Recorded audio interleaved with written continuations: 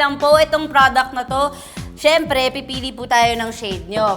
Ay, medyo maputi. Wala naman bumibili sa Meron yan, huwag kang ingay, din jigs mo eh. Ayan, ito mas tama po yung shade natin sa kaliwa. Kaya order nyo na yan, i-mine nyo na yan! Free shipping tayo for the next 10 buyers. Order na kayo. Oy, thank you po! Thank you po sa nag-order.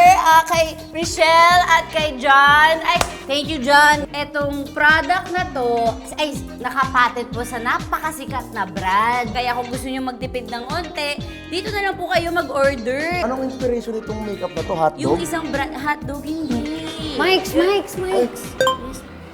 Huwag kang magko-compare ng brand ha. Huwag mo, naku, buti na lang hindi mo sinabi yung brand kasi mava-violate tayo. Alam mo ba pwede kang ma-permanently ban? Ay, Yes! bakit may ganun? Eh, ganun talaga. Very strict na kasi sila ngayon. At saka, Mike's, paano naman tayo makakabenta niyan? Kung naririnig ko si Dudut, sabi niya mukha siyang siomay. Ay, ano mo, hotdog makeup look Okay, mo to? tamo na.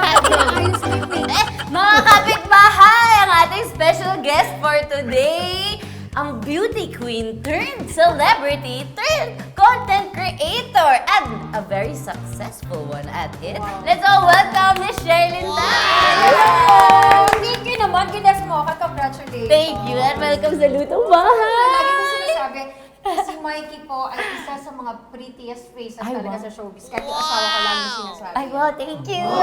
Thank you Una rin ko po, pong- niligtas niyo po ako sa amin.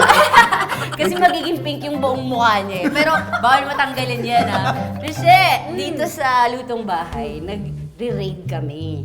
Usually ref, pero pwede ba namin ikaw i-bag raid? Pwede naman.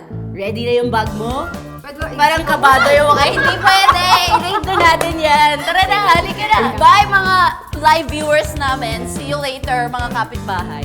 Raid na tayo. Tagal namin nag-live, wala namang bumili.